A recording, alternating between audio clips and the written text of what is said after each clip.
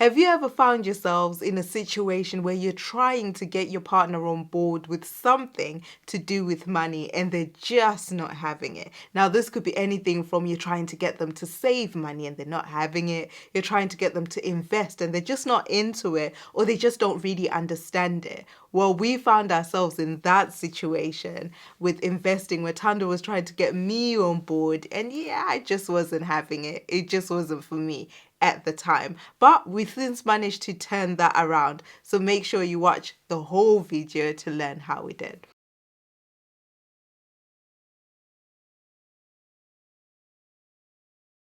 Right, so let's take you all the way back to the beginning, I Yeah. guess, of this story.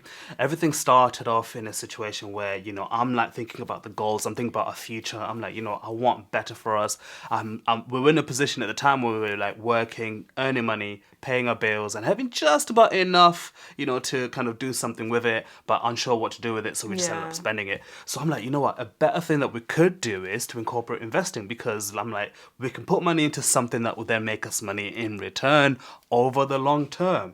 And I'm like, babe, we need to start investing. Babe, I'm telling you, we need to open a stocks and shares ISA, open this and invest into this fund, and this will happen, and all these percentages. I'm throwing out all of the technicalities of investing, right? I'm telling her Yeah. everything I have learned, because I'm like knee deep into everything about investing at this point, and I'm trying to go back to my memories to her, like, listen, babe, we need to start investing because this is the reason. 10 years from now we'll be here, 20 years from now we'll be here. I'm showing her the charts. I'm like, this is the point, the power of investing. But I think there was one statement that you heard that you couldn't get over. Yeah, which was basically when you invest, Yes. yes, you can make money, Yes. but you can lose money. There's the risk And that you will yeah, lose money. You and wouldn't let that statement go. I feel like as soon as I heard you can lose money, everything else that he said before that went out the window, because I was like, what? You mean my hard earned money? I could lose the money that I've worked hard for. And I'm there like, It's, no, but you yeah, could gain more money. it's a no for me. Yeah, yeah, Like, you yeah. could lose it. It's a no for me. I wasn't hearing you can gain money. I was Mm, just hearing you could lose money. But for me, that goes back to my upbringing. It's all to do with my upbringing, because I true. grew up in a single parent household, and we struggled to make ends meet at times. So I always wanted to hold on Yeah. to that little extra that you have and stuff like that. I definitely didn't want to be using it and potentially losing it, Mm, type of thing. So that's where that came from. But this leads us to our first tip, it is, actually, yes. which is when you're trying to get your partner on board with something to do with money. In our case, when he was trying to get me on board with investing, the best thing to do was to not nag me into it, right? Yeah. Because as soon as you start nagging your partner, you're like, we need to do it, we need to do it, we need to do it. Yes. Oh my God. Listen, if any of you that are listening are like me, anytime someone is nagging, I switch off. Yeah. I'm like, I hate And you. you did switch off. Yeah, I did switch off. You And then did I switch think off. when you'd ask me, I'd be like, yeah, I'll let you know tomorrow. I'll let you know tomorrow. Yeah. I'll let you know my answer tomorrow. And literally every day the answer was, I'll let you know my answer tomorrow. Yeah, And I yeah. think you ended up getting it like, nah, she's not having it. No, no, Because no. the answer is always the same. It was always the same. And I think the reason why I wanted, like, the both of us to be on board with this is because, yes, I could have, opened my own investment and done it, and I was like, that's fine. But I was kind of thinking to myself, like, 20 years ahead in the future. I'm like, we're in a relationship, Yeah. we're a couple, we want to build our future together, right? As opposed to kind of me building my financial future by myself, getting to 20 years from now and being like, right, I want to travel, and she's there like, but I don't have any money, or whatever that looks like. So I'm like, that's why for me it was quite important that we do Yeah. this together, and I was trying to get her on board with it.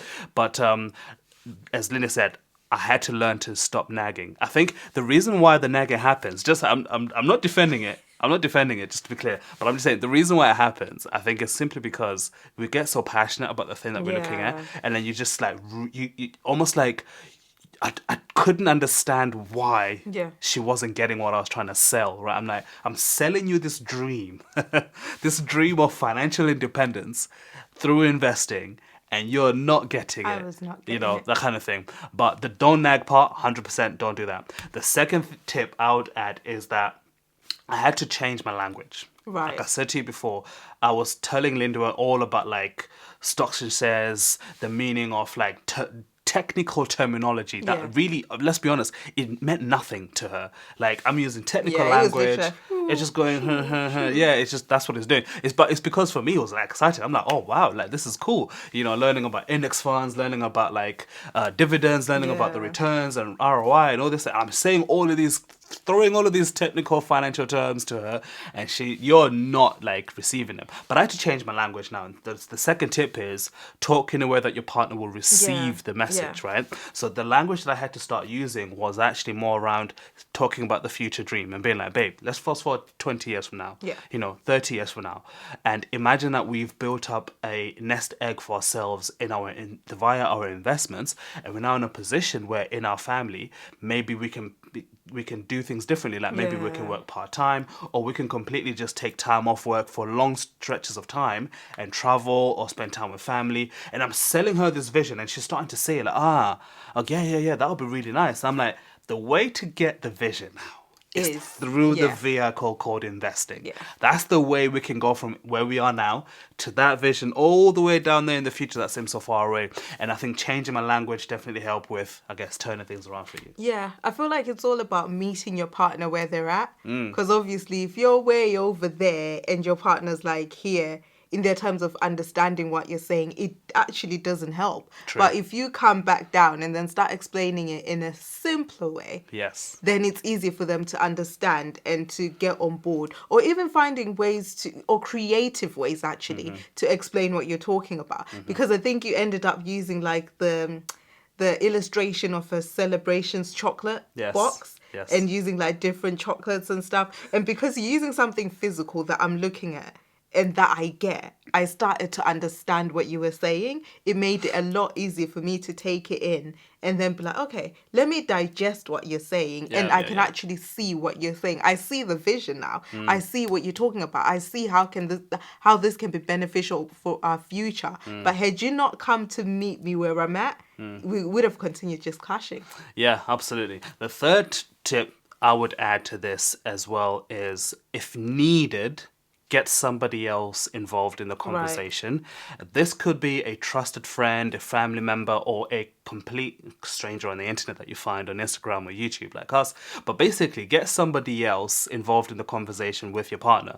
And by this, we mean, you might send them a link to a YouTube video, or you might actually call up a friend and say, hey, like, can you please explain to my partner maybe the benefits of this thing that we're talking about, or whatever the case is. I think sometimes it takes that third party having that, explaining the concepts for them to receive it. I don't know what it is. For some reason, you will receive stuff better when it comes from somebody else sometimes, other than your partner. It's actually funny, like, this is a joke that I heard recently where someone was like, oh, I'd been speaking to my partner about this and sort of talking about it at home, and they were just not having it or not really hearing it. But the minute we went to church and then the person who was preaching started talking about the same thing, my partner was the loudest in the church. Like, yeah, I agree with what you're saying.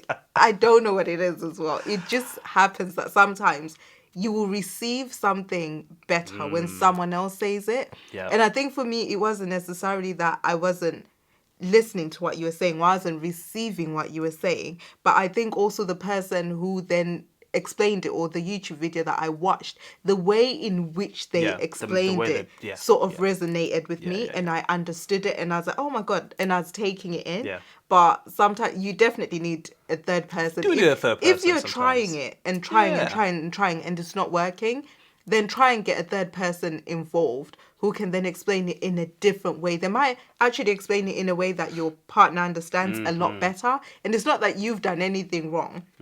It's just that maybe the way in which they're relaying the information or delivering the information just resonates with what, the person's hearing. Yeah. So that was one way that definitely worked for us. Yeah. And the final tip I'll live with you is to don't just tell them and talk to them about it, but show them, right? So for us, what I ended up starting to do as well was kind of to show her, go on a compound calculators and show her, right, this is what it would look like. This is the balance of how much we have. Like, don't worry about the intricacies of what's happening behind, how we get there. Yeah. Like calculating percentages and withdrawal rates, all of the things that I've looked at that I was trying to explain to her before, but that wouldn't land. But I'll simply say to her, right, if we put in X amount per month into an investment account, and we leave it in there for X number of years, this is the balance that you could be looking at. And I'd be asking a question like, how would that make you feel? And imagine having that in 10 years' time, in 20 years' time, and what kind of decisions would we make with our lives if we reach here? Yeah. And I think sometimes it takes that kind of approach. So another example that, if you're kind of thinking, I'm trying to get my partner on board to pay off our debts, and they're just not getting it, you might even show them a similar calculator to say, Yeah. if we paid off our overpayments of our debts every month, and come 5 years or 2 years or whatever, we would only owe this amount instead of what we owe right now. Yeah. Sometimes them seeing those figures Actually almost helps. as a reality, Yeah. I think it helps. Yeah. Yeah, and I think sometimes maybe just show them someone else who has managed to someone do else, it. yes. Like I know a lot of influencers on Instagram who talk about their personal debt repayment stories. And when you Yes. see some of the figures that they're mentioning, you're like, It's oh like, my my God, goodness. if that person could do it, Yeah. so can I. And a lot of the times it's good when it's someone that you can relate to. So if it's like is. another mum, for example, or another couple, or another family, or another student or something has paid off debt, if you can relate and connect with that person, Yeah. it makes it a whole lot easier for you to be like, actually, if they could do it, Then why what's can't I? stopping me? Like, I can do it as well. It encourages you to also get on that journey. So yeah, definitely show them. And if your partner's the type of person that works well with like maybe watching YouTube, like YouTube videos or reading books and stuff, you can use those as well to show them the benefits of doing whatever you want to get them on board with. So definitely show them. I think it helps. It definitely helped me seeing Yeah. that. So fast forward to today, we now both have investments. We're building up our financial journey and all the rest of it. So, we've managed to turn that specific situation around.